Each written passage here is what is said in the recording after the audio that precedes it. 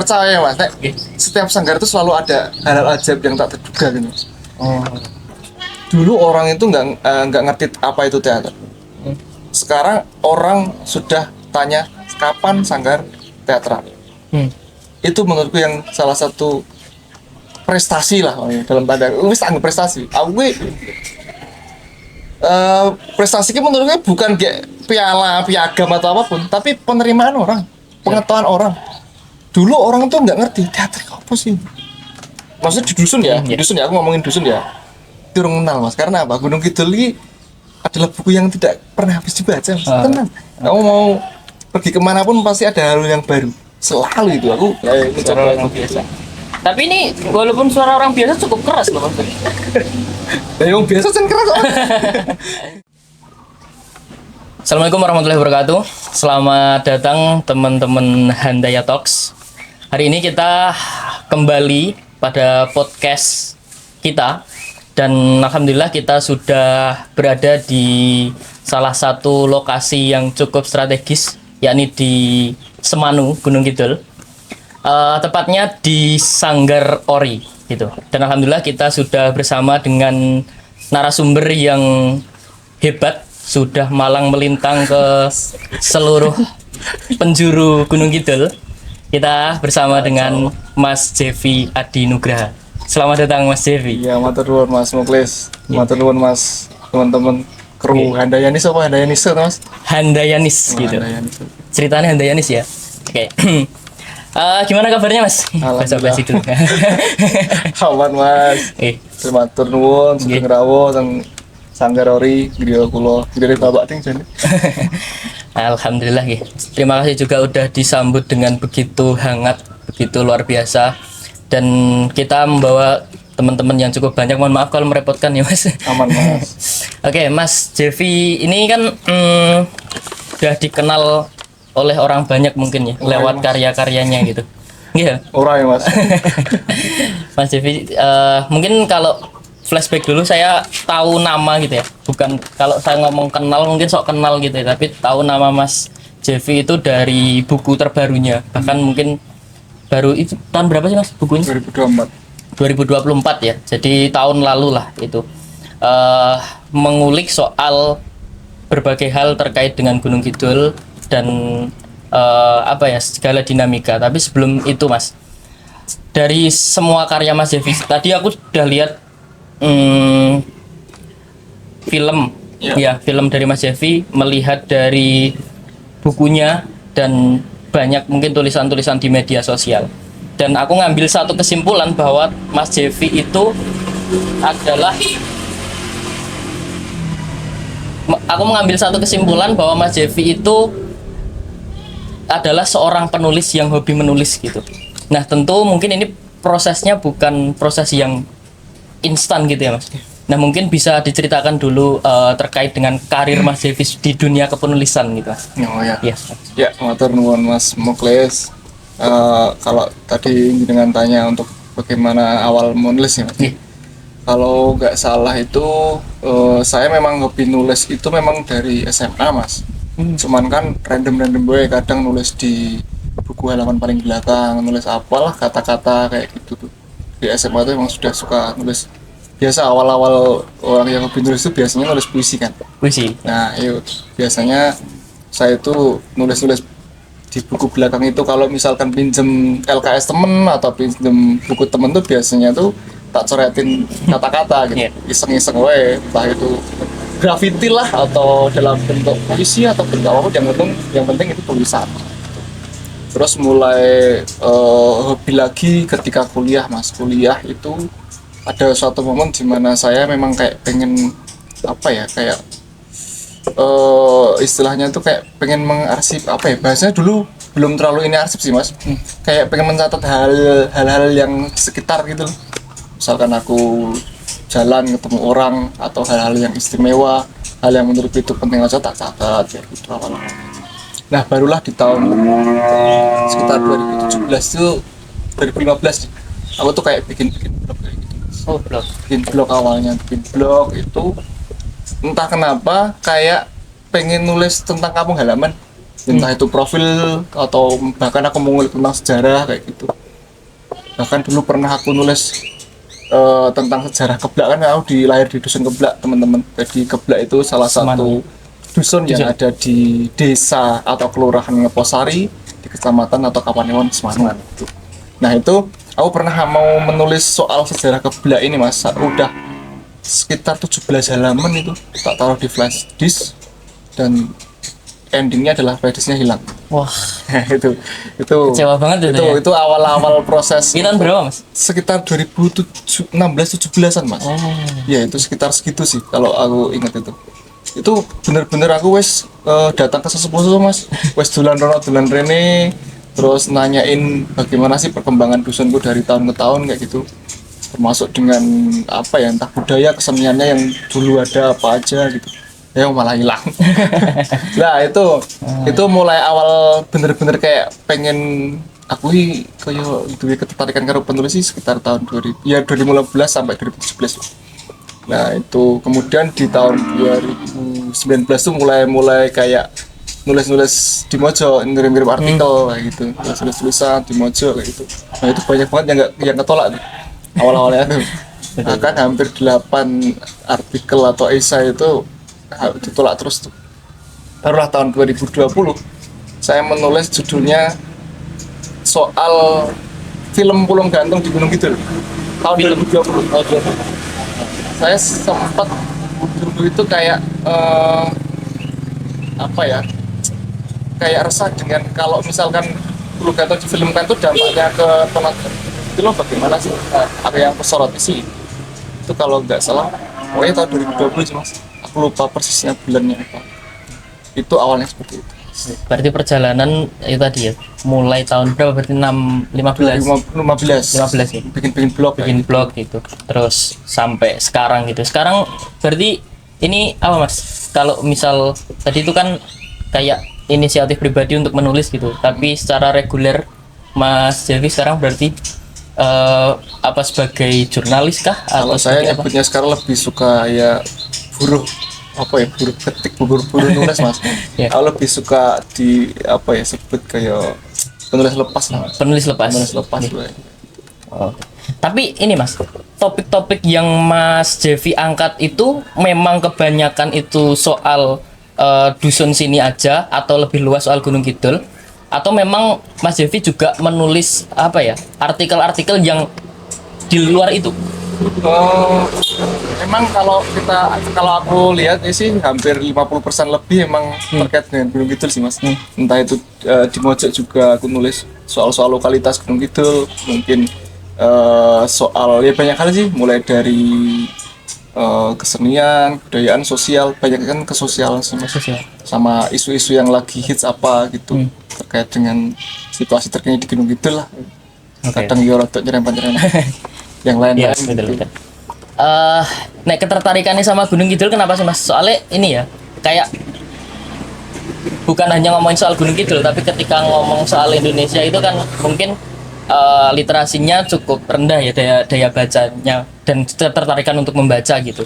Tapi kenapa kemudian Mas Devi sebagai orang Gunung Kidul yang, atau mungkin ada background story-nya dulu, kenapa kemudian nggak lazim ya kayak ngelihat anak-anak Gunung Kidul yang mungkin nggak banyak yang tertarik dengan dunia kepenulisan gitu? Ya, kalau aku pribadi sih gimana ya? Aku tuh suka hal yang paling dekat denganku sih mas. Kenapa aku tadi bilang suka mengarsipkan dalam tanda kutip, mendokumentasikan apa yang aku lihat seharian gitu loh mas. Aku senang itu. Awalnya suka-suka aja, kayak aku menulis tentang simbok-simbok yang memotret simba-simba yang pulang dari sawah, pulang dari ladang atau pulang dari kerja gitu tuh.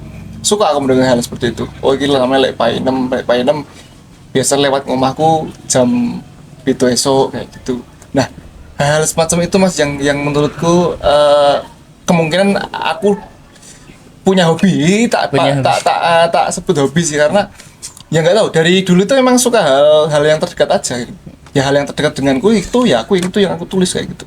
Terus kenapa tadi keterkait dengan Gunung Kidul ya, ya kita semua tahu lah bahwa stigma di Gunung Kidul sangat tebal ya, yang selalu dipandang dengan keresahan, kekeringan dan eh, dengan hal-hal yang mistis lah, Ya. apapun yang dimistikan, apapun dihororkan. Bahkan kita lihat tuh film-film yang mengambil angle di Gunung Kidul rata-rata apa? Yang mistis. Iya, masih dengan bab hantu kan. Hantu. Nah itu yang kadang mengusik ke batin, apa ya, mengusik perasaanku sih. Kenapa ya ada stigma tebel ini di Gunung Kidul gitu.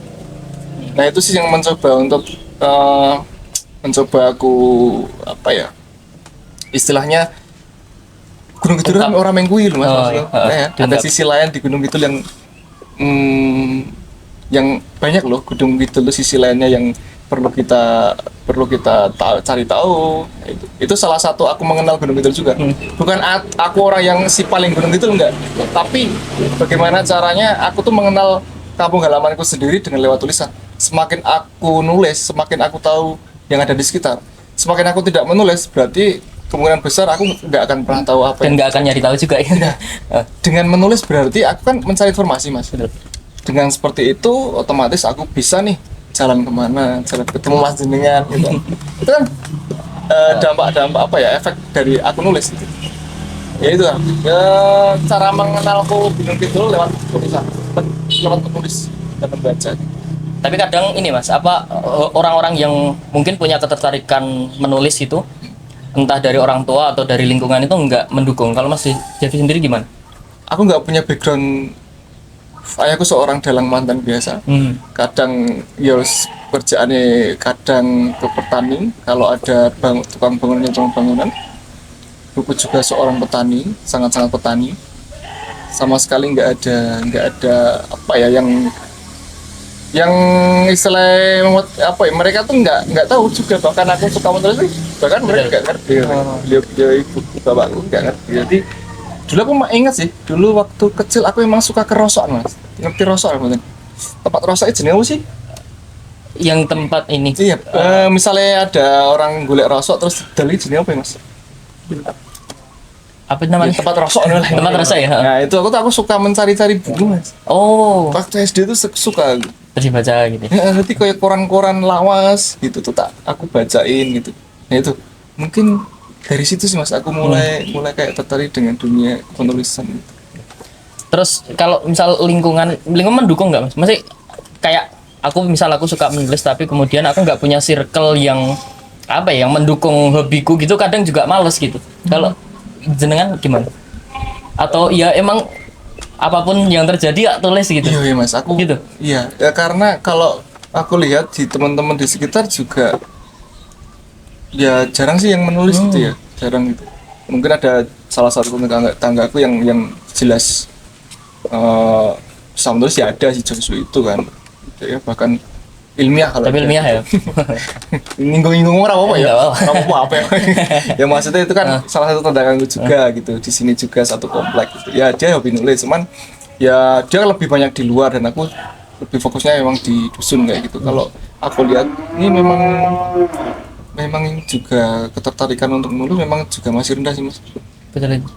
Iya, ya karena ya mungkin aku malah kebangun untuk nulis itu malah di kuliah itu mas. Mungkin kultur di UIN tahu sendiri masnya yang di UIN tadi itu kalau dulu ya tahun 2000 aku 2012 2011 itu emang minat bacanya emang cukup tinggi, yang penulisannya juga oke.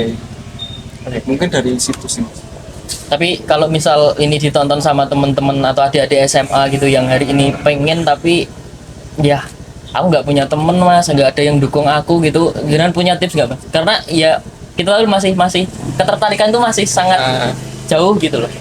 Ya selama orang punya hobi tertentu aturan ya kenapa nggak diarsipkan sih gitu sih. Kalau aku itu tuh penting. Misalkan masnya sekarang jenengan Nyon Sewu usianya mungkin bisa 23. nah 23.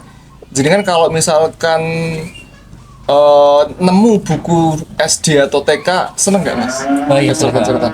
Nah, Nah itu, tahu. aku membayangkan seperti itu. Berarti ketika nanti usiaku di 60-70, aku akan menemukan buku ini, otomatis ada rasa kebahagiaan itu kan. betul. Dan kayak misalnya kita nemu foto waktu kecil mas, itu. Aku membayangkan tulisanku ini bakalan jadi foto, bakalan jadi apa ya, track recordnya apa ya jenenge ya? bakalan jadi saksi sejarah hidup di masa mendatang. Dan kita bisa melihat apapun yang masa lampau, makanya mengingatkan banyak hal. Betul. Untuk cara salah satu merawat ingatan terbaik itu menulis seperti itu.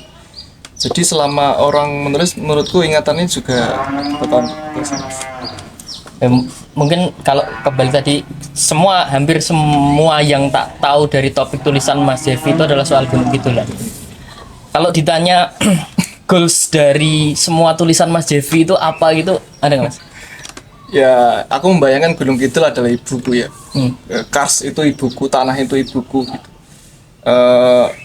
Aku menulis untuk merawat. Walaupun aku bisa apa ya? Aku istilah wong duwi. Tapi ketika aku tuh suka risau ketika ada bayangin ibunya disakiti gimana sih Mas? Iya. Ya loro kan, otomatis kan. Nah, aku membayangkan itu. Ini Gunung Kidul tuh punya bukan potensi namanya apa ya? Punya kekayaan alam yang segitu besarnya, punya banyak pantai yang begitu banyaknya, goa segitu banyaknya, air bawah tanah yang sebegitu derasnya seperti itu. Itu aku andekan ibu gitu. Jadi ketika aku menulis itu aku salah satu upaya untuk merawat ya tanah kelahiranku. Karena itu yang aku tahu sih Mas. Jadi kenapa goalsnya apa kalau Mas Muklis tadi tanya ya aku pengen merawat dengan caraku gitu. Ya katanya salah satu tokoh siapa sih yang bilang kalau misalkan kalau kita nggak mendokumentasikan berarti kita punya potensi untuk kehilangan jati diri. Kalau kita nggak mengarsipkan kita punya potensi kehilangan sejarah, kehilangan identitas. Jadi bagaimana cara identitas kita tetap ada, bagaimana kita bisa mengenal diri kita, berarti kita harus mengarsipkan. Ya, goalsnya adalah pengarsipan apa yang aku lihat, apa yang aku dengar setiap hari. Itu sih Mas, aku membayangkan Gunung Kidul itu ya ibarat ibu gitu. Dalam banget ya. Ya itulah maksudnya membayangkan ngono kayak ibu lho. Aku iki kok ya ora pengen wae ibuku dilarani lah. Betul. Dengan jangan udah tau lah bagaimana situasi di Gunung Kidul hari ini yang kadang ya kita harus tidak memungkiri bahwa kita nggak anti pembangunan kan. Betul. Tapi pembangunan juga harus didasari dengan penelitian dan lain bagaimana biar tidak terlalu over lah. Itu sih ya, aku pengen Gunung Kidul nggak terlalu dieksploitasi besar-besaran sih Mas. Ya aku nggak anti pembangunan, cuman ya bagaimana sih cara biar kita cari solusi bareng biar eksploitasi besar-besaran ini gitu. Karena sekali lagi Gunung Kidul adalah ibu, kalau kita nggak kita rawat, kalau nggak kita jaga ya kita bakal bilang identitas. Itu sih Mas. Kalau aku sih mandangnya dari kayak gitu. Kedurun ya Mas ya, betulan ya. Gila. Aku malah sih maksudnya kayak kita mungkin belum sampai di taraf itu untuk kemudian menggambarkan Gunung Kidul sebagai ya ibu gitu yang harus kita rawat gitu. Kita ya sejauh ini mungkin baru seneng-senengan dan pengen ya kayak masih jauh lah kalau ngomong aku cinta Gunung Kidul gitu, kalau misalnya tadi gitu. Keren gak? Ini Mas, terkait dengan ini ya, mungkin dari proses dan perjalanan Mas Devi sebagai jurnalis gitu yang sudah muter soal Gunung Kidul gitu, sebagai orang yang awam dan baru baru mengenal lah, kalau aku gitu baru mengenal soal Gunung Kidul, bisa nggak Mas ngasih satu kayak point of view terkait Gunung Kidul versi Mas Devi gitu sejauh ini, dari helikopter view gitu ya, kayak ngeliat Gunung Kidul itu sebenarnya kayak gini loh gitu. Ya aku podo Mas, ya aku juga nggak orang yang mengenal banget sih, enggak ya Mas, kita sama-sama lah istilahnya.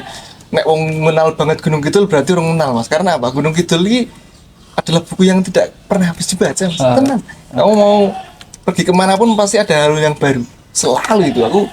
Aku mungkin sudah beberapa mengunjungi beberapa wilayah di Gunung Kidul ya, dan selalu menemukan hal baru dan yang aku belum tahu gitu loh. Jadi Gunung Kidul ini misteri banget dan entah mungkin nggak akan pernah terpecahkan di banyak hal lah. Entah itu isu-isu sosial itu juga sangat-sangat sulit dipecahkan. Nah, kalau tadi Masnya tadi apa? Adik lali tadi. Ya, helikopter view kayak gambaran umumnya Mas Devi terkait Gunung Kidul sejauh ini gitu. Biar atau mungkin digambarkan yang sebelumnya itu nggak pernah difikirkan atau nggak pernah diketahui sama orang luar, terus ini loh ada hal yang baru dan kalian harus tahu soal Gunung Kidul. Oh, Gunung Kidul mungkin orang banyak mengenal soal pantai, Mas. Itu sudah jelas lah, kita harus bersepakat bahwa Gunung Kidul itu salah satu daerah yang punya banyak pantai, punya banyak pemandangan lah yang indah gitu. Itu yang sebatas orang lihat kan hari ini kan. Nah, misalnya tekoni Gunung Kidul ya, ini terlepas dari banyaknya kasus-kasus yang lain. Kalau di pikiran orang pasti kalau di Gunung Kidul mindsetnya pasti ke pantai selatan. Orang luar daerah mungkin. Iya. Tapi kalau aku yang paling pokok adalah manusianya ya, Mas. Manusia Gunung Kidul menurutku adalah salah satu yang memang itu manusia dan terutama lokalitasnya, masalah-masalah tradisinya dan lain-lain itu yang mungkin masih belum banyak diketahui oleh orang luar daerah. Ngerti nih Gunung Kidul potensinya ki mau pantai. mau wisata gitu,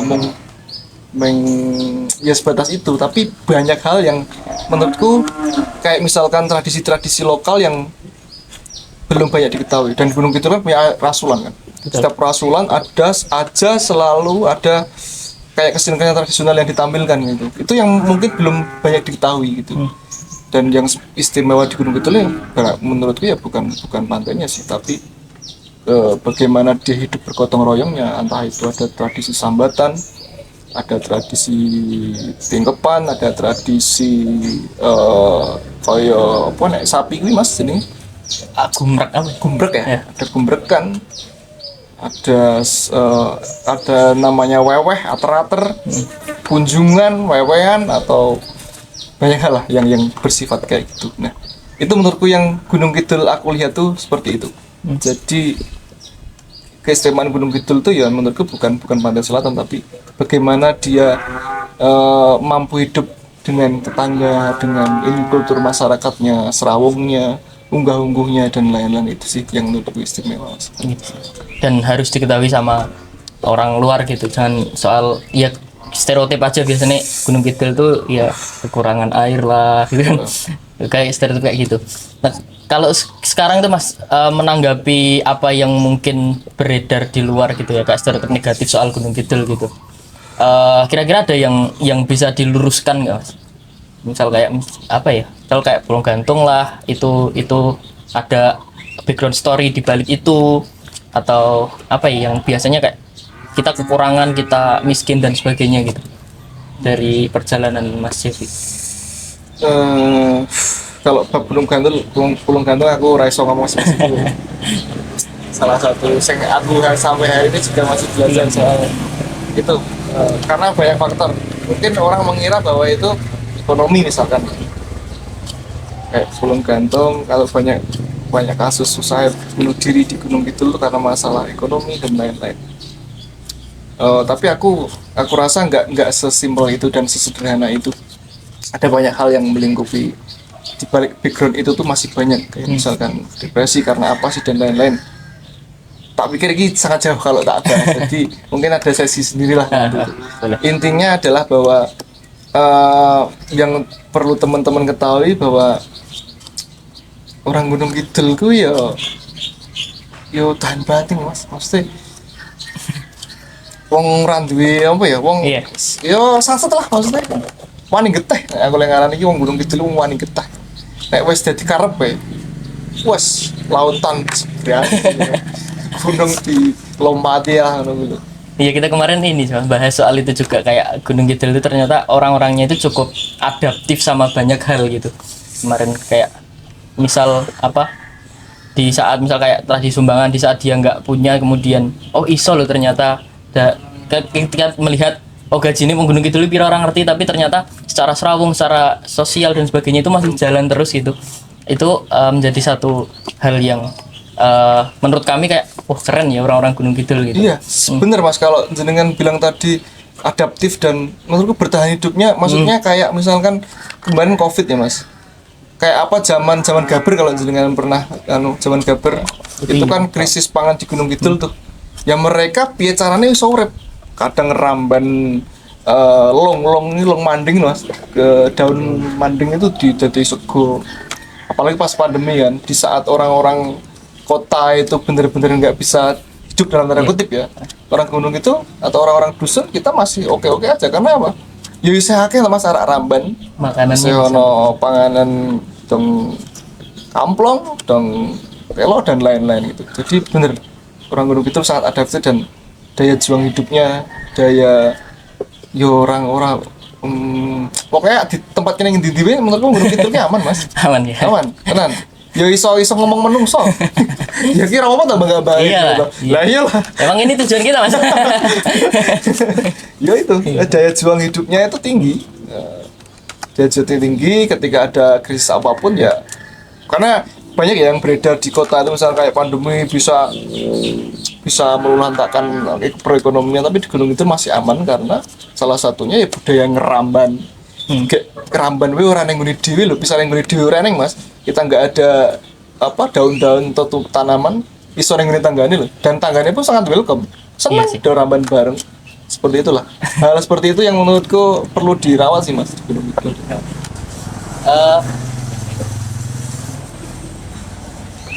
Tapi dari ini ya Mas, dari mungkin ya kembali ke POV Mas Cevi, bahwa aku tadi ini Mas nonton dua film yang dari Sanggar Oris ini bikin, yang Jagong sama yang satunya Weweh. Itu tak tonton tadi malam kalau nggak salah. Itu kan ada satu tradisi di Gunung Kidul yang sangat-sangat bagus, dan sebenarnya kayak makna awalnya itu sangat luar biasa gitu ya. Tapi semakin kesini kayak kalau aku ngelihat dari film itu kayak ada pergeseran nilai gitu kan, dari yang sebelumnya secara sukarela terus sekarang malah menjadi mungkin dalam tanda kutip jadi hubungan kayak transaksional gitu. Nah kalau Mas Javi sendiri ngambil jalan tengahnya itu seperti apa? Ini solusi. Orang iso gawe solusi. Kayak ini kan Iya. agak Iya, Mas. jadi dilematis gitu loh Mas maksudku. Ya benar, kalau ada pergeseran ini memang banyak sekali Mas. Enggak cuman budaya Jagong, rasulan tuh bahkan ada pergeseran. Dulu itu rasulan, misalkan kita mau ngomongin rasulan dulu nih. Rasulan itu dulu kan kenduri gitu kan. Misalnya kita setelah panen raya kita mengadakan syukuran yang namanya kenduri di Balai Padukuhan. Sekarang kita lihat rasulan di Gunung Kidul saat ini. Banyak sekali tontonan. Betul. Dan kita tahu iurannya nggak sedikit Mas. Dan kita tahu kalau misalkan rasulan itu kan kadang ya itu bagus sih, aku bagus. Itu awalnya bagus. Aku ini sekali lagi ini cuman pendapatku, dan aku istilahnya cuman bahas obrolan biasa aja lah. Intinya gini, aku nggak menentang tradisi rasulan. Aku sangat senang dengan adanya tradisi itu, dan harus kita jaga, harus kita rawat. Salah satu tradisi agung di Gunung Kidul itu. Cuman kita lihat hari ini justru kayak aku ngelihat kayak malah jangan adu gengsi. Bayangno Mas, arak ngadek rasulan kadang harus iuran yang nggak sedikit ya Mas. Keduanya kita kan terima tamu nih kalau rasulan ya biasanya. Kayak misalkan teman-teman kita undang banyak itu. Kemarin aku sempat ngobrol sama teman-teman itu, biaya satu momen itu rasulan itu satu keluarga itu bisa habis 2 juta lebih. 2 juta Satu, lebih. iya. Itu untuk iuran terus memasak-masak itu. satu hari apa berapa? Ya maksudnya kan rasulan kan ada bisa dikasih iya, ini iya. nggak Mas? Iya. Rasulan kurang ngerti teman-teman. Iya, gitu. Maksudnya biasanya itu kan proses panjang gitu kan. Rasulan kan kalau misalkan hari ini kita lihat kan tontonannya ya Mas, misalnya malam itu dareni itu biasanya malam rasul itu kan ada semacam apalah syukuran atau apapun, terus pagi harinya ada tontonan, dan puncaknya biasanya diakhiri dengan wayang kulit kayak gitu. Itu tontonan yang banyak tuh tiga. Soalnya saya Rasul biasanya gue nonton jadi ledok kayak pulang mesti prosesnya dari awal sampai akhir Rasul itu sejauh mana itu? Nah, rasul itu sekarang nih aku melihat kadang gue geden-gedenan antar dusun. Nah aku lihat ya, Ya. misalnya dusun ini ngundang ini, wah, yang dusun ini sing dusun B udah kalah ngundang iki yes. Pada akhirnya apa? Ya masyarakat mungkin ada sebagian yang terbebani dengan iurannya nambah. Semakin meriah acara, semakin banyak acara yang ditampilkan, otomatis iuran kan tambah. Betul. Kalau aku melihatnya hari ini seperti itu. Padahal dulu aku cukup seneng sing ya wes sing apa sing digawe gunung sing eneng ning gunung kidul wae. Ya kaya reak jadilan wayang, oke lah. Tapi kan tambahannya banyak sekarang itu, Mas. Apa itu Rangkaian itu ya? Rangkaiannya itu panjang banget. Itu belum kita nerima tamu loh. Nerima tamu ini ya oke. Ya itu masih sangat bisa dibatkan ya karena wong Gunung Kidul ki sekali lagi wong iki wong sangat rimo, wong sangat apa ya? Ya wes seneng weh nek nggo menjamu orang tuh sangat seneng. Bahkan mengeluarkan kaya duit dinggo iuran ku ya seneng gitu loh. Ada Iya yang sih, seperti itu, ada yang sebagian seperti itu, tapi juga kita nggak bisa mungkiri ada suara-suara kecil yang keberatan gitu. Aku cuma mewakili orang-orang yang mungkin keberatan aja sih Mas dengan bukan tradisi apa ya, kebiasaan-kebiasaan yang mungkin malah jauh dari esensinya gitu. Itu kan pengen bersyukur atas apa yang telah dia terima ya, entah itu berupa materi atau kesehatan apapun ya, Rasul itu. Kalau dari buku Gunung Kidulan, Rasul itu beras wangsul, beras yang sudah pulang dari sawah, dari ladang gitu. Nah, itu kan salah satu upaya kita untuk mensyukuri itu. Tapi bagusan, Iya. Mas. Tapi semakin kesini aku lihatnya malah justru tradisi kebiasaan Rasul malah disalahgunakan jadi akan dibenci. Tradisi jagung juga. Iya betul. Gini, jagung itu misalkan ya Mas, ini gambaran di Gunung Kidul saat ini ya. Dulu kan orang mau jagung atau mau rewang itu kan tujuannya membantu keluarga yang punya hajat ya. Entah itu bawa pisang, bawa apalah punya jagung atau apapun, buah-buahan yang lain, beras, teh gitu dulu ya. Tapi kalau hari ini kan semakin kesini kan orang nggak mau repot, semakin instan. Ada akhirnya diganti dengan wujud uang. Nah sekarang dulu tuh kalau kita lihat di tahun 2010-an ke sana itu angkanya itu semakin kesini semakin besar. Semakin besar ya. Contohnya Mas Mokles nyumbang aku 100. Gak aku gini, wah iki aku mbien tahun 2020 diumbang 100 lho, saiki wis tahun 2020 lho. Kena inflasi. Berarti otomatis aku kudu ngunggahi. Iya. Tak bayarlah 150. Iya lah. Gengko, Aku punya beban lagi. gengko aku duwe anak. Duwe anak aku rak nyupetke. Arek sunatan. Mas Mokles enggak yang krong. Sepertinya akan mau dibawa ke situ, Mas. Tradisi jagung. Sepertinya loh, aku menduganya bakalan akan gitu. Ya tadi itu ada dialog menarik ketika apa ya, ada satu apa yang mau datang terus dulu itu aku disumbang 100 tapi ini masa gue tak balik ke 100 gitu. Tadi kayak ada film itu di film itu kan. Itu kan. Oh. Ya itu kan pada akhirnya juga ajang adu gengsi juga sih. Gengsi loh, wong ambien disumbang 100 masa saiki wis tahun piro cah. Masa enak gur 100 ketoke cilik. Dulu 10 ribuan banyak, Mas. Iya, betul. Iya kan? Saya kira nyumbang 10 piye kan? Misalnya ya. Mending rata oh, mungkin. Nek ditakoni solusi, aku ora ngerti, Mas. Kan bahkan ini kabar kayak gini bahkan mau dijadikan kayak aturan kan dalam tanda kutip sama Oh iya, sama aku pernah dengar. beberapa bupati atau apapun namanya. Bupati yang kemarin. Nah, menurut sangat sulit. Aku mesti bahas sama temanku namanya Zainal. Iso ora ya kan? Ora iso. Enggak bisa katanya itu. Tradisi seperti itu susah.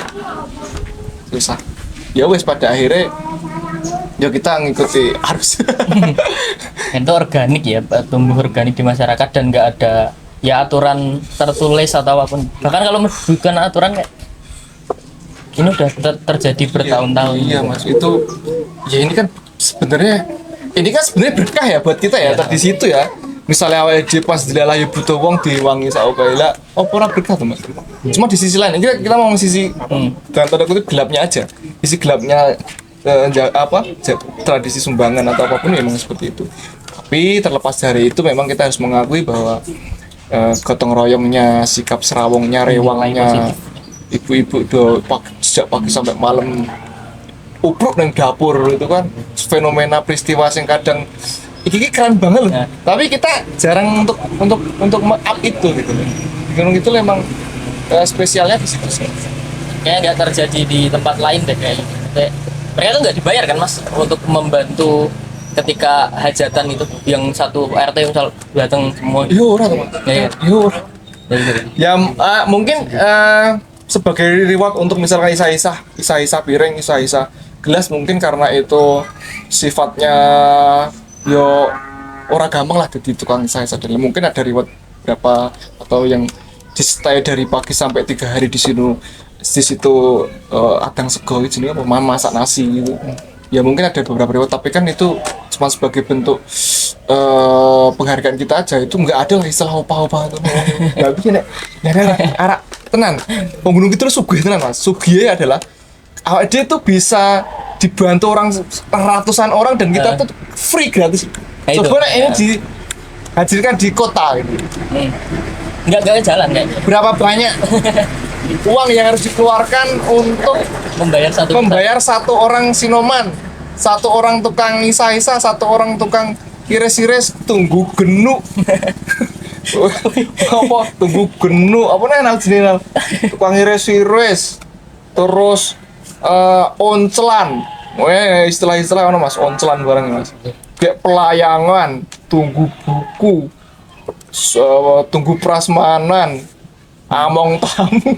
Itu nek bayar wong kuwi. Baiklah, ada lemah. Ora cukup go. Anu gunung gitu loh. Kekayaannya ning ngono kuwi. Padahal itu bukan hanya satu hari ya, berarti kan kayaknya aku kemarin tuh ada hajatan 3 hari. Nek mas telung dino saya wis mulai ada iki. Adikku kemarin tuh nikah kayak 3 hari mas, kayaknya loh. Pas apa ya resepsi terus hari H terus apalagi setelah itu. Ya iya mas, bayangin mas, ketika ada orang hajatan, ada orang meninggal misalnya, satu dusun itu libur kerja. Libur. Nek ora wong ndang itu wong dusun enek wae. Iya, mungkin. Warung tutup semua. Direwangi telung dino ora nyebut gawe demi apa? Demi tetangga. Itu nilai yang sebenarnya bisa kita kita up ke luar gitu biar ya bukan hanya soal jelek-jeleknya aja lah soal gitu. Ya itu. Mungkin aku ini ya mas, sebelum bahas ini tadi agak lupa cuma sebelum kita bahas soal buku gitu kan Mas Jevi ini juga tadi bikin film bikin gitu ya sebagai penulis naskah gitu dan filmnya juara terus gitu. Juara terus mas, juara korpen piro. Aku lihat tuh juara 2 juara gitu lah itu kan berangkat dari sebuah tempat di Semanu ya di Geblak ini dengan nama Sanggar Ori. Mungkin kita pengen kenal dulu aja lah mas sedikit-sedikit terkait apa yang Mas Jevi inisiasi bersama teman-teman sampai akhirnya sekarang menjadi besar gitu. Oke, Sanggar Ori kan kalau kita lihat secara rentang waktu kan kita berdiri atau kita ngumpul-ngumpul sama teman-teman tuh kan di tahun 2013. Itu ya kayak kumpulan remaja aja biasa gitu. Kadang kita di rumahku, kadang ngumpul nongkrong di jalan, nongkrong di masjid dan lain-lain kan awalnya. Kadang kebanyakan kita berkegiatan di lingkungan masjid kan. Karena yang remaja itu paling dekat iya masjid gitu. Apalagi sih kegiatan yang paling dekat itu kalau nggak masjid gitu. Ya kita awalnya ya di masjid cuman kita kayak dilalah sing done ngumpul remaja-remaja iki seneng kaya berkreasi lah mas istilahnya. Yo kadang enek sing seneng tampil musik atau puisi atau apapun. Tapi karena mungkin di lingkungan itu tuh nek misalnya awake dhewe nggawe pertunjukan sing wah, sing nganggo sound, sing nganggo gitar kan koyo kepiye ning masjid gitu loh. Kayak ora patut ya nek misalnya kayak ono sound hurek ning arep masjid terus goyang kan ya ora mungkin. Oh iya. Nah, itu kan pada akhirnya kita pengen keluar dari itu aja, pengen lingkungan itu dan kita bikin semacam produk baru lah apa ya yang bisa kita bikin gitu. Akhirnya kita sepakat untuk membentuk sanggar gitu yang fokusnya di pendidikan alternatif. Itu pertama. Yang kedua, kenapa membikin ya karena bentuk keresahanku juga dengan masyarakat Geblak terutama awalnya kan di dusun ya tingkatnya ya. Banyak orang-orang yang punya potensi besar itu. Nah, anak-anak itu udah PDW enak nyanyi. Ya. bikin gambar, bikin puisi ataupun banyak potensi-potensi seperti itu di dusun Pebla ini. Tapi dulu itu kayak nggak ada ruang untuk mengekspresikan itu. Masih Punya terbatas. banyak potensi, cuman ruangnya nggak ada gitu. Misalkan si A punya keinginan untuk punya hobi menari atau nyanyi gitu. Tapi untuk tempat dia untuk mengekspresikan itu kurang gitu loh. Pada akhirnya aku membentuk sanggar untuk mewadahi teman-teman itu gitu. Entah itu yang hobi nari, entah itu yang hobi musik, apa aku kumpulkan gitu. Tuh. Ya, sering berjalannya waktu kan itu kan pendidikan alternatif awalnya Mas. Jadi kayak kita merespon situasi. Misalnya kita pembelajaran sistem sanggar kan keliling-keliling dulu kampung. Kayak melatih kepekaan teman-teman gitu loh. Misalkan hari ini biasanya ada minggu pagi itu ada gambar bareng. Ada gambar bareng itu sebelum gambar tuh anak-anak disuruh keliling dulu gitu Mas. Suruh keliling ke kampung, dia melihat apa, itulah yang bakal mereka deskripsikan, entah itu melalui gambar atau melalui tulisan atau melalui puisi, apapun lah. Nah setelah itu kita bahas bareng Mas. Apa sih kamu lihat? Apa yang tadi kamu rasakan ketika di jalan ini bertemu orang siapa? Terus mereka pulang dari keliling itu sanggar nulis-nulis, terus kita diskusikan bersama. Nah, barulah tahun 2016 kita mencoba untuk teater. Kebetulan dulu itu tahun 2016 itu ada teman-teman KKN yang mau perpisahan. Tak nampil ke apa ya main bidu ya. Biasanya kan ya nyanyi-nyanyi biasa toh. Betul. Kalau nyanyi-nyanyi kayak Padun Nusara nek KKN lah. Puisi. Oh, aku pengen hal yang baru ning dusun ki. Kepiye nek teater. Sebenarnya rada pesimis juga. Ditampore ya iki kayak ngene. Iki kan dulu mungkin ada ketoprak ya Mas. Kita tahu lah banyak di lingkungan. Cuman untuk teater yang wujudnya rada dalam tanda kutip nakal sing dialognya keseharian banget nih kepiye wong anu warga itu kepiye ya akhirnya ternyata mereka tuh responnya positif banget lah. Itu aku kalau inget tuh hujan tuh keblak lagi hujan perpisahan tuh sangat banjir angin lah waribasan lah wes betul tapi warga tuh penonton tuh masih bertahan pakai payung gitu. Bagus sing menurutku pengalaman paling mahal tuh pertama kali pentas teater itu di balai di lapangan bola voli di samping balai Padukuhan itu. Ya itu dari situ aku mulai ini nih mulai agak serius mengelola sanggar. Oh, ternyata apa ya ini diterima ya oleh masyarakat diterima ya wes pada akhirnya setelah bikin teater kita temanku adalah iso sing ono video di kamera lah kita coba kecil-kecilan iseng-iseng bikin video-video pendek awal-awal tahun 2017 kan senang video pendek lucu-lucu ya wes kita bikin gitu ya intinya kita selalu merespon situasi merespon apa yang lagi hit hari ini gitu sampai hari ini pun ya pada akhirnya sanggar terus berkembang dan kita memiliki nggak kalau dulu cuman untuk lingkungan dusun yang terlibat itu orang-orang dusun ya satu kompleks satu itu sekarang sudah mulai menyebar di beberapa titik di gunung itu ada yang dari ya Panggang ada yang dari banyak lah Biar datang ke sini ya Mas mereka ya kalau misalkan kita mau ada event atau apapun ya pasti mereka datang sih. Tapi memang tapi kalau awal-awal dulu itu kan banyak ya Mas ada pentas apa nyanyi ada nari ada teater gitu itu yang membina Mas Devi sendiri atau sama mendatangkan teman-teman ya Mas aku enggak ya tetap ini Mas kadang tuh delalahi son apa ya Mas percaya Mas setiap sanggar itu selalu ada hal-hal ajaib yang tak terduga gitu ketika jenengan punya kayak misalnya ini Handayanis selalu kok ada hal ajaib sing wah kalau dia bisa produksi padahal ini nanti duit lagi kadang ada hal seperti itu kan ini padahal awake dhewe nek misalnya ki digarap wong dalam tanda kutip kota iki bisa entek ke duit jutaan tapi kok awake dhewe bisa ya itu hal ajaib ya. Komunitas sanggar itu aku selalu percaya bahwa setiap sanggar selalu organisasi atau organisasi itu pasti ada hal ajaib. Aku kalau Mas, kadang misalnya aku pengen pengen latih anak nari deh, tapi aku orang duwe nari. Lah tiba-tiba entah wahyu dari mana tiba-tiba yang koi ono konco sing ndelok iso nari ngono, Mas. Contohnya pas kita mau pentas ning JSC lah. DC tahun 2017 ya Mang. Tiba-tiba yang dia konco sing iso nari gitu lho. Dadi ya relasi-relasi ya.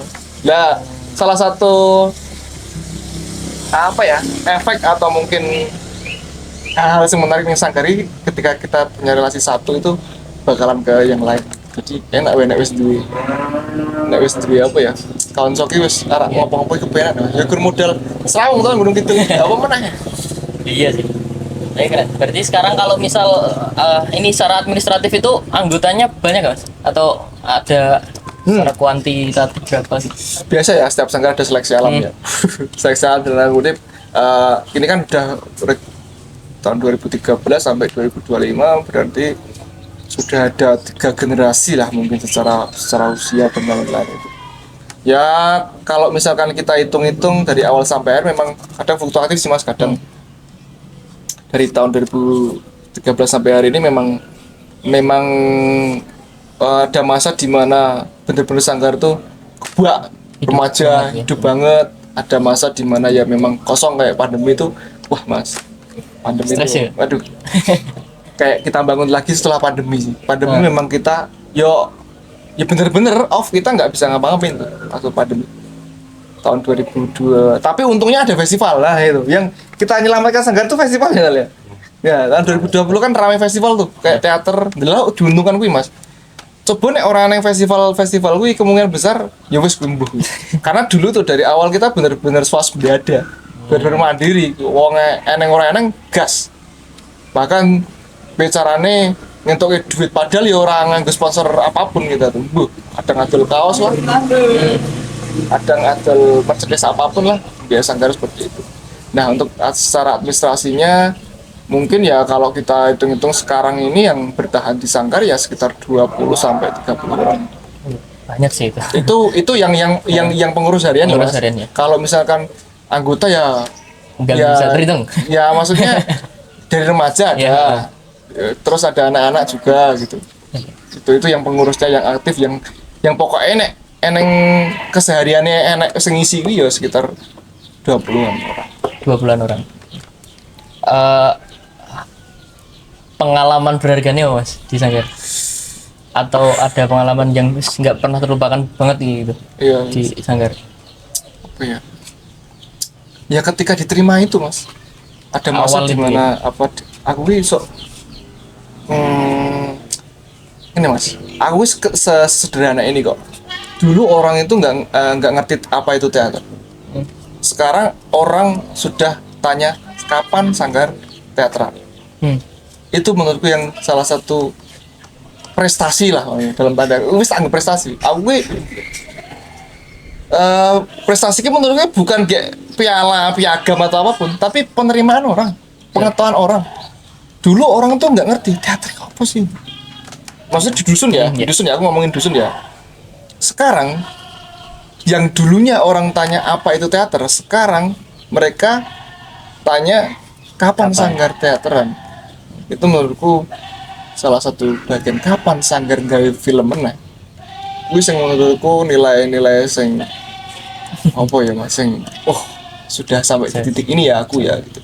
Terus apalagi ngelihat teman-teman yang dulu aku ngomong dulu kayak tuwek banget ya. Arek menghindari kuwi tapi iki nyatane ngono ya Pada tahun sekian. Gini, teman-teman yang dulu mungkin masih kelas SD 6 yang dulu berproses di Sanggar. Ya. Yang dulu sering aku ajak keliling-keliling kampung. Yang dulu yo paribasan nguyuh wae rong kenceng urung lurus ngono lho. Saiki aku seneng wae ndelok-ndelok perkembangan teman-teman tuh. Ada yang dari kecil sampai sekarang masih di sini tuh ada berarti Mas? Ya ada dan bertumbuh Mas. Aku kan seneng ya kalau lihat teman-teman bertumbuh gitu. Misalkan dulu gurdulan sound speaker apapun sekarang wis duwe usaha sound kan seneng Mas. Yang dulu nggak ngerti gamelan bahkan yang kini lagi mikul pertama Saron sekarang sudah ikut salah satu grup campur sari di Gunung Kidul dan sudah punya dampak lah, nggak cuman uang cuman pengalaman dan lain-lain ada beberapa gitu. Terus teman-teman juga banyak yang akhirnya ya sedikit-sedikit peka dengan lingkungannya. Misalkan wah kayak apa kayak jadi apa ya, kepekaan itulah yang aku senang dari teman-teman tumbuhnya itu cepat banget ya. Kan kita juga kadang ngobrol nih Mas, ngobrol santai, jagongan ya seperti kayak jenengan lah. Ngobrol diskusi apa gitu tentang Gunung Kidul, tentang kampung gitu. Dan mereka tuh kepakaannya sudah ada gitu. Jadi yo nek apa ya nek wong sifat kekritisan ini wis mulai tumbuh kan. Dan aku senang ketika ada orang bertumbuh. Lihat dulunya yang kayak gini sekarang kayak gini, aku senang banget. Dan itu bukan kerja keras kami ya, tapi tetap mereka gitu loh. Maksudnya aku senang loh. Aku neng sanggeri gurme ngancani Mas, orang kayak ini adalah orang kayak papan tulis terus terang kayak gini dan lain ya udah. Mungkin terkait durasi. Oke. Ini kita akan mengenalkan ya teman-teman terkait dengan produk Mas Jevi yang baru yang tadi udah saya singgung tadi, bahwa Mas Jevi itu ternyata menulis satu buku yang fenomenal di kalangan kami dan mungkin nanti itu udah laku keras ya Mas bukunya. keras keras sekali. Oke. Mungkin bisa diambilkan Mas. Oke. Terus mulai main gini ya. Jadi ini aku pengen kenalin ke teman-teman semua bahwa ya ini salah satu pintu kenapa aku kenal sama Mas Jevi. Tahu lah, sok kenal banget, kenal gitu. Yura mau ngecen kenal Mas. Tahu Mas Jevi Adinugraha dari buku ini pertama kali gitu. Dan ini membahas soal Gunung Kidul semua ya Mas, kebanyakan ya, reportase dan catatan sederhana gitu. Ini kayak premisnya apa Mas bikin buku ini? Atau latar belakang dulu gitu? Ya mau apa ya, kayak ya pengen ini aja Mas, apa yang nggak selalu apa yang ditampilkan di TV itu ada di sini.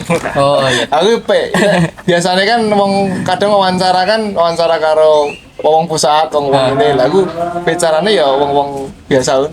Ini suara, kalau kata Mojok suara orang-orang biasa. Ini coba yang biasa. Tapi ini walaupun suara orang biasa cukup keras loh Mas. Yang biasa kan keras. Ini berarti nggak biasa ya. Iya ini kan ada beberapa kritik-kritik soal pembangunan dan sebagainya gitu. Dan mungkin teman-teman nanti bisa ambil apa ya? Bisa beli, ini masih bisa dipesan ya? Masih Shopee ada. Di Shopee. Di Mojok Store. Di Mojok Store, teman-teman. Ini menanam hantu di Bukit Batu karya Mas Jevi. Wih, ini gini. Oke. Mungkin ini sebagai penutup ya Mas. Dan terkait karena waktu juga sudah hampir 1 jam udah dikode sama Mas Isan tadi, mungkin Mas Jevi bisa ngasih satu gambaran umum atau mungkin kesimpulan dan mungkin termasuk yang ada di buku ini, apa yang pengen disampaikan kepada masyarakat dan apa yang pengen diungkap dari Gunung Kidul terkait entah buku ini atau gerakan-gerakan dan juga apa yang udah dilakukan Mas Devi sejauh ini gitu. Oke. Sekali lagi ini sudah tak ceritain ke beberapa teman-teman sih, bahwa aku pernah melihat salah satu simbah-simbah yang di CLS. Dia itu mau menyeberang itu menghabiskan waktu lebih dari 5 menit cuma di pinggir jalan karena takut menyeberang karena banyaknya kendaraan. Di situ aku melihat dengan tidak sederhana Mas. Aku melihat ternyata ada banyak hal di Gunung Kidul itu yang tidak tuntas dibahas. Di TV sejak kecil kita sering nonton film atau sinetron yang menurutku kurang relate dengan kehidupan kita sehari-hari. Sarapan pakai roti tawar, dioles selai atau susu, main sesares dan lain-lain. Berangkat pagi dijemput sopir, diantar sopir maksudnya. Pulang dijemput. Apakah relate dengan kita hari ini di Gunung Kidul? Tidak, sangat tidak. Rumah split level, bertingkat-tingkat, iya kan? Aku melihatnya di situ. kenapa ya hidupku yang sehari-hari nggak pernah dipotret orang.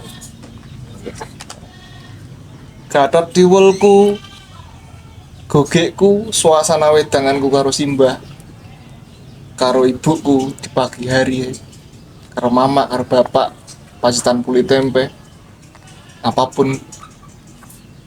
Kenapa ya hal semacam itu tuh nggak pernah ada di layar kaca. Ada pun kadang distempel miskinan lah, padahal distempel udik lah apa. Itu menurutku yang aku mencoba untuk mentransferkan bahwa apa yang aku miliki hari ini tuh kaya kok sebenarnya. Cuman kadang angle-nya kamera itu yang nggak pas. Aku melihatnya yang terjadi di Gunung Kidul itu. Simbah-simbah nyebrang tadi, kalau kita cuman melihat doang, angle kita cuman melihat, oh kayak simbah nyebrang suwe tekno mungkin kesel laran sik. Tapi aku melihatnya nggak seperti itu. Aku melihatnya bahwa ini ada perubahan, ada pergeseran nih di Gunung Kidul. Yang dulunya jalan simbah itu nyaman di kampung halamannya, yang dulunya bebas untuk ngarit di mana-mana, sekarang dengan adanya pembangunan otomatis kebutuhan ternak, kebutuhan rumput untuk pakan ternak mereka pun berkurang. Apakah di media itu diberitakan? Munculkan Apakah di media itu disorot bahwa simbah itu secara perasaannya bagaimana, atau bahkan yang lebih jauh lagi psikologisnya simbah itu bagaimana ketika dulu arak ngarit ada rumput di situ tiba-tiba berubah jadi aspal semuanya, dan lalu lalang kendaraan dengan wajah-wajah yang tentunya berbeda dengan dia. Nah, itu salah satu upaya yang aku coba potret di buku ini. Aku pengen menampilkan sesuatu sisi lain Gunung Kidul. Itu loh, seperti ini yang sebenarnya terjadi. Gunung Kidul kalau dilihat dari pakai drone ya memang indah. Pakai pasir putih dengan banyaknya pegunungan karsnya, dengan banyaknya gitu. Rumah kaca kadang yang di pantai-pantai selatan itu dipandang sebagai kemajuan, kemewahan, terus apa ya, wah ini modern ya Gunung Kidul ya. Iya memang. Tapi aku di sini cuman pengen memotret sisi lain dari itu tuh apa sih? Ya itu yang aku coba transferkan di dalam buku.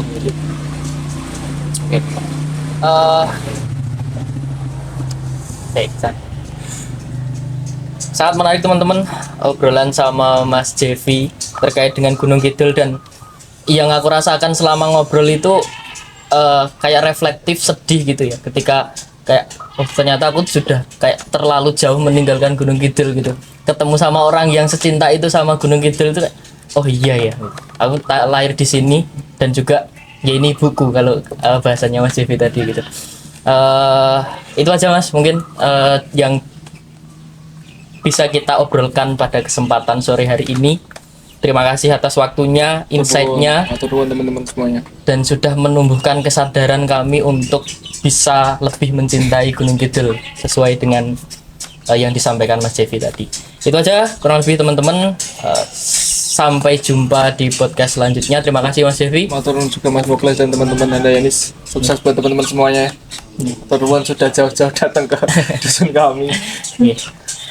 Itu ana wedang aku, sorry Mas. Ya aman. Salam rasih. Salam. Wes.